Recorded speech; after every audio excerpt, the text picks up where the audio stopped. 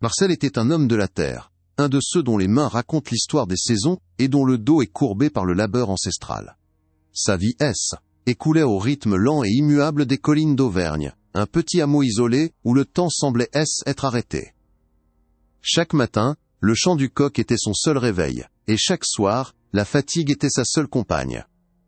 Il connaissait chaque motte de son chant, chaque pierre de son muret, et croyait que cet ordre des choses était éternel. Pour lui, la terre était une mère nourricière, une entité à respecter, dont les lois non écrites guidaient les gestes de sa communauté depuis des générations. Son existence était un cycle de semailles et de moissons, simple et prévisible. Sa routine était un rituel sacré, une danse silencieuse avec la nature. Le grincement de la charrue, l'odeur de la terre humide retournée, le poids familier de la houe dans ses paumes calleuses, tout cela formait la trame de ses jours. Il vivait en harmonie avec son environnement, ou du moins, il en donnait l'impression. Sa maison, modeste mais solide, était le fruit du travail de ses ancêtres, et le pain qu'il mangeait provenait du blé qu'il avait lui-même cultivé. Cette connexion profonde avec son héritage aurait dû être une source de fierté et de contentement, un rempart contre les tourments de l'âme. Mais même dans les cœurs les plus simples, les ténèbres peuvent trouver un chemin pour s'infiltrer, car au fond de l'âme de Marcel, une graine sombre de cupidité avait commencé à germer, empoisonnant lentement sa paix intérieure. Son regard se portait de plus en plus souvent sur le champ de son voisin, une parcelle plus vaste, plus luxuriante, dont la fertilité semblait se moquer de ses propres efforts. L'envie, ce mal silencieux, le rongeait jour après jour. Il imaginait ce que cette bande de terre supplémentaire pourrait lui apporter. Une meilleure récolte, quelques pièces de plus dans sa bourse, un peu de répit face à l'incertitude de la vie paysanne. Cette pensée obsessionnelle grandissait en lui, déformant sa perception du juste et de l'injuste, le poussant vers un chemin qu'aucun homme sage n'aurait osé emprunter. Une nuit sans lune, alors que le hameau était plongé dans un sommeil profond et que seul le ululement d'une chouette troublait le silence, Marcel céda à sa sombre tentation. Guidé par l'obscurité complice, il se glissa hors de sa maison, le cœur battant à tout rompre contre ses côtes. Il se dirigea vers la lisière de son terrain, là où se dressait la vieille borne de pierre. Ce N était pas une simple roche, était un repère sacré, un témoin silencieux des accords passés, marquant la juste frontière entre sa propriété et celle de son voisin. La profaner était un acte impensable, une offense non seulement à un homme, mais à la mémoire de la terre elle-même. Avec un effort qui lui parut surhumain, mêlant la force de ses muscles à la culpabilité qui lui nouait les entrailles, il déracina la borne de son socle ancestral. La pierre était froide et lourde, comme si elle portait le poids de tous les serments qu'elle avait garantis. Il la traîna de quelques mètres, volant ainsi une bande de terre fertile qui ne lui appartenait pas. Le bruit de la pierre grattant le sol lui sembla assourdissant dans le silence nocturne, mais personne ne l'entendit. Ce fut un vol silencieux, un péché commis non pas sous le regard de Dieu ou des hommes, mais sous celui, invisible, et bien plus ancien, de la terre qu'il venait de blesser. Il rentra chez lui, l'esprit enfiévré par un mélange de peur et d'une étrange exaltation. Il se sentait malin, persuadé de sa propre audace. Personne ne remarquerait jamais un si petit changement, se répétait-il, pour apaiser la voix de sa conscience. Une simple pierre déplacée, une frontière légèrement redessinée, qui donc pourrait s'en soucier? Il s'endormit d'un sommeil agité, rêvant de champs de blé doré étendant à perte de vue. Il ignorait encore que certaines transgressions, même les plus discrètes, ne restent jamais sans réponse. Il avait violé un pacte ancien, et les conséquences de son acte commençaient déjà à éveiller dans l'ombre. Le lendemain matin, le soleil se leva comme à son habitude, baignant les collines d'une lumière dorée. Marcel se rendit sur son champ, désormais plus vaste, un sentiment de triomphe coupable au cœur. Alors qu'il labourait la terre nouvellement acquise, il entendit un bruissement étrange dans les pieds de maïs, à proximité. Ce N n'était pas le murmure habituel des feuilles dans la brise. Le son était sec, rythmé, et semblait curieusement familier. Il s'arrêta, tendant l'oreille, mais le bruit cessa aussitôt. Il haussa les épaules, l'attribuant au vent ou à un animal des champs, et reprit son travail, s'efforçant d'ignorer le frisson désagréable qui venait de parcourir son échine. Il continua à travailler, mais une sensation de malaise persistait. Le son revint, plus distinct cette fois. Était un écho, une imitation parfaite du bruit de ses propres pas sur la terre sèche, mais légèrement décalé, comme si quelqu'un le suivait à quelques mètres de distance. Il se retourna brusquement, le cœur battant. Il n'y avait personne. seuls les rangs de maïs immobiles se dressaient sous le soleil de midi. Il tenta de se rassurer, se traitant de sot. Pourtant, au fond de lui, il sentit que ce son n'avait pas la mélodie innocente du vent. C'est était autre chose, un écho qui ne venait pas des collines, mais de l'acte qu'il avait commis dans l'obscurité. La nuit suivante, la peur quitta les limites du champ pour s'infiltrer entre les murs de la maison de Marcel. Alors qu'il était assis seul près de l'aile, âtre, essayant de trouver un peu de réconfort dans la danse des flammes, il entendit un bruit à étage. Ce N était pas le craquement habituel du vieux bois, mais le son distinct de pas, lents et mesurés, reproduisant exactement son propre rythme, comme s'il marchait lui-même dans la chambre. Il retint son souffle, le cœur glacé. Puis, un murmure parcourut la pièce, si proche qu'il sembla naître à côté de son oreille. « Marcel !» était sa propre voix, mais vide de toute chaleur, un écho sec venu d'un lieu froid et sombre. Il comprit que le chant N était plus la seule chose hantée. La souillure l'avait suivi jusqu'à son foyer. Avec le passage des jours, la présence devint plus audacieuse, jouant avec son esprit d'une manière cruelle et méticuleuse. Les outils qu'il laissait le soir à un endroit précis étaient retrouvés au matin à un autre, non pas jetés au hasard, mais soigneusement disposés comme pour une inspection. Sa serpe, posée contre le mur de la grange, se retrouvait plantée au centre du nouveau lopin de terre.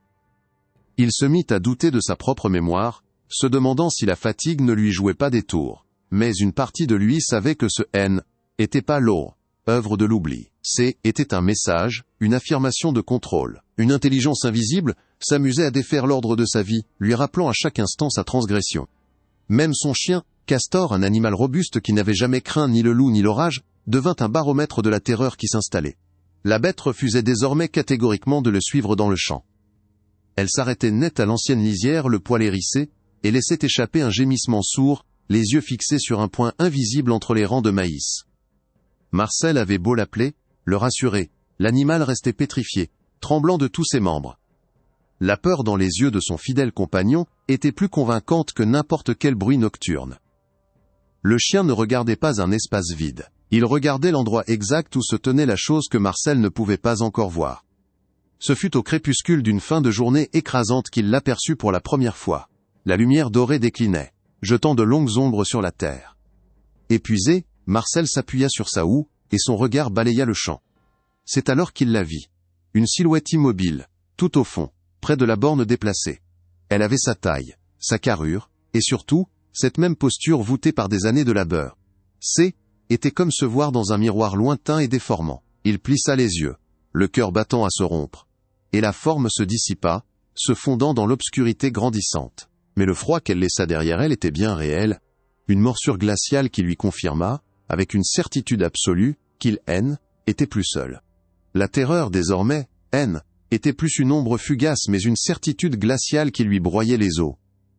La vision de son propre visage, de ses propres vêtements, le fixant de l'autre côté du champ, avait brisé la dernière digue de sa raison. Ce était ni la fatigue, ni un mirage né de la chaleur.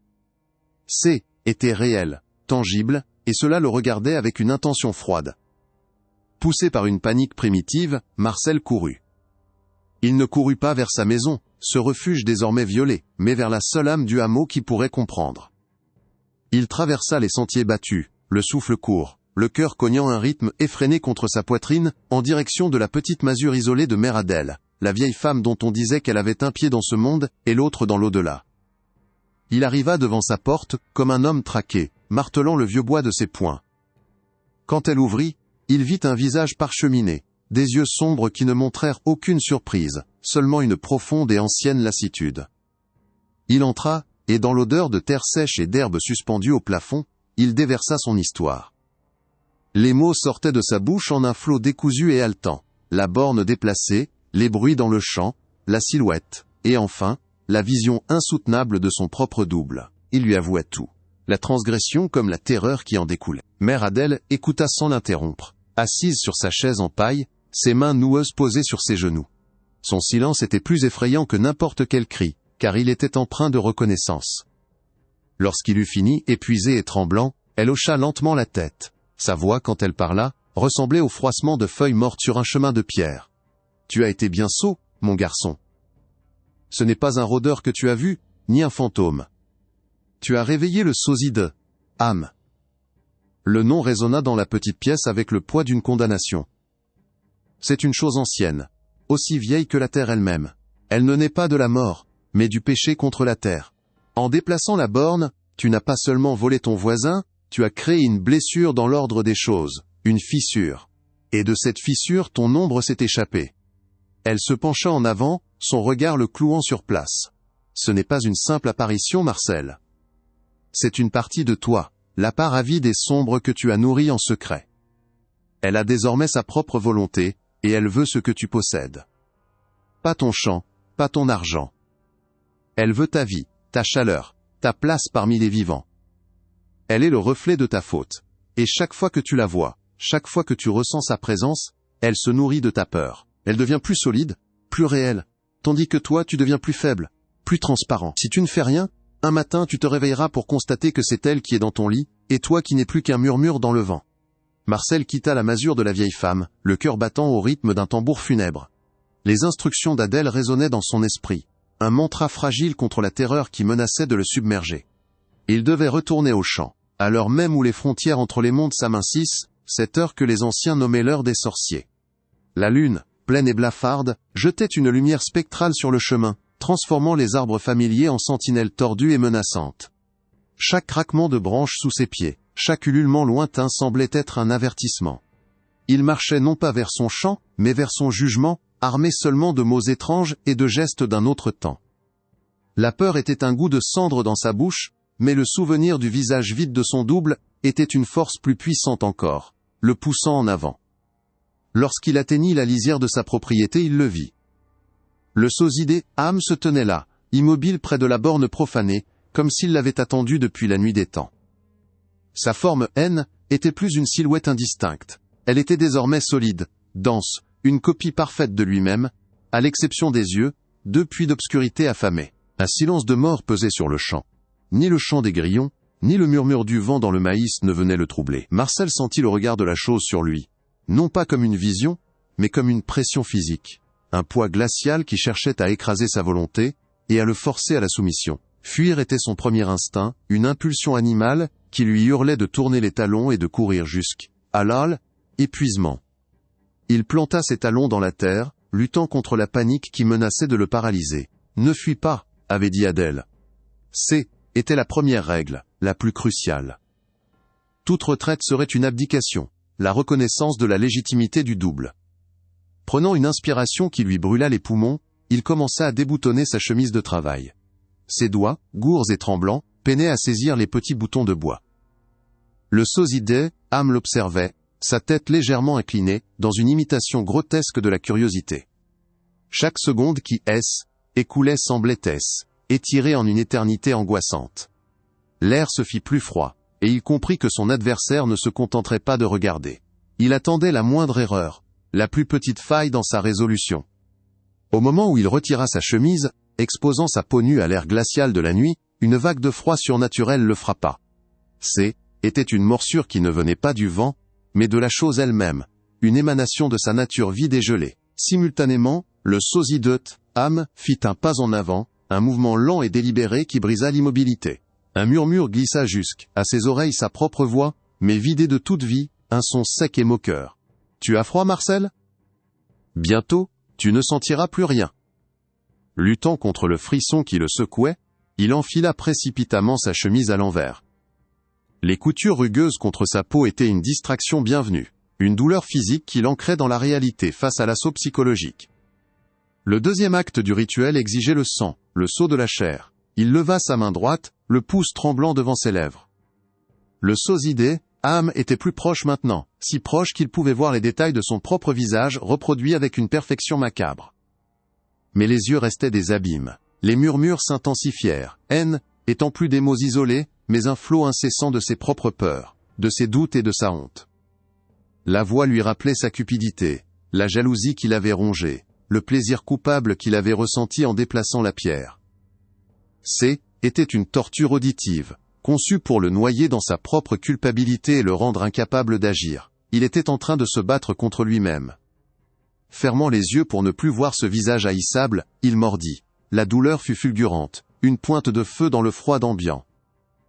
Il sentit la peau céder, et le goût métallique et chaud du sang envahir sa bouche. Cette sensation brute et primale fut comme un éclair. Elle déchira le voile de murmures hypnotiques. Quand il rouvrit les yeux, le sosie de Ham avait reculé d'un pas, sa forme vacillant un instant comme une flamme dans un courant d'air. Le rituel fonctionnait. En s'affirmant comme un être de chair et de sang, en prouvant sa propre vitalité, il affaiblissait l'illusion. Le goût de sa propre vie dans sa bouche était une déclaration de guerre. Il était l'original, et il n'abandonnerait pas sa place. Puisant dans cette étincelle de courage, Marcel avança à son tour, non pas vers la créature, mais vers la borne, la cause de tout son malheur. Chaque pas était un effort immense. L'air autour de lui semblait être épaissi, devenu une mélasse glaciale qui s'opposait à son avancée. Le sosie de Ham ne restait plus immobile. Il se mit à tourner autour de lui, un prédateur silencieux dont il sentait la présence glaciale frôler son dos, son cou, ses bras. Les murmures changèrent de ton, passant de la moquerie à la tentation. « Laisse la pierre, Marcel. Garde la terre. Tu la mérites.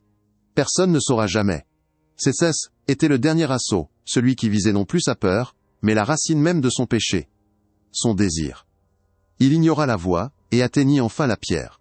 Elle était froide au toucher, d'un froid qui semblait aspirer la chaleur de ses mains.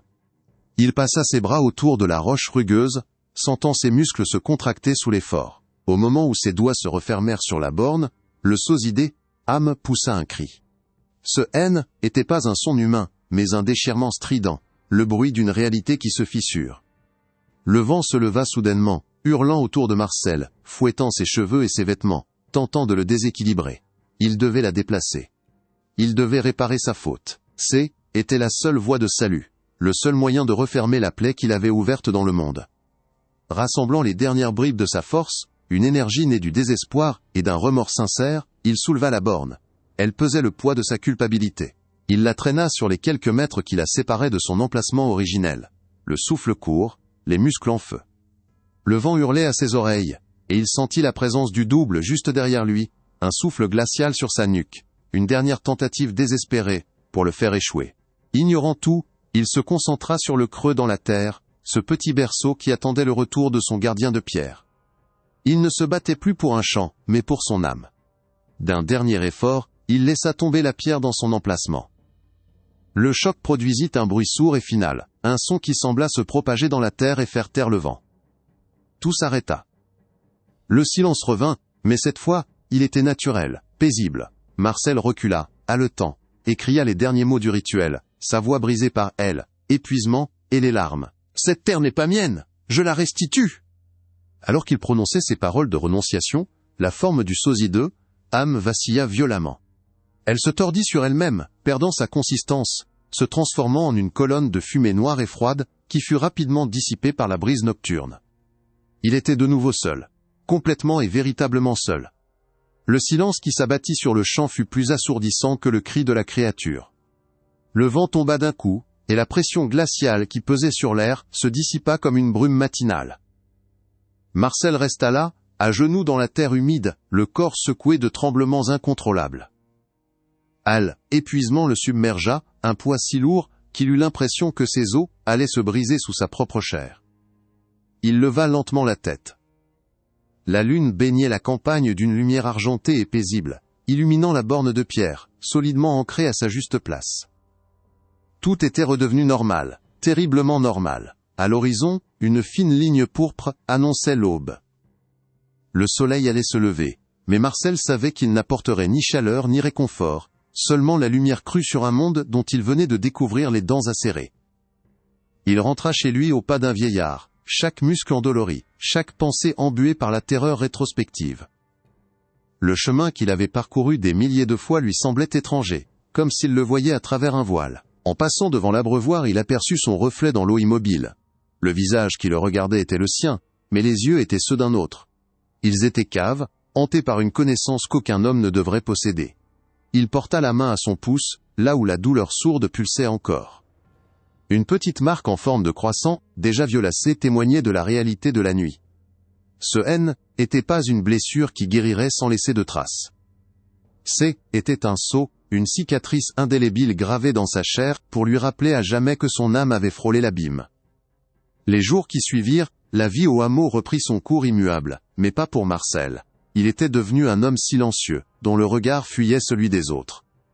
Il continuait de travailler sa terre, mais ses gestes avaient changé. Il n'y avait plus en lui l'assurance du propriétaire, mais l'humilité craintive d'un invité qui craint de déranger son hôte.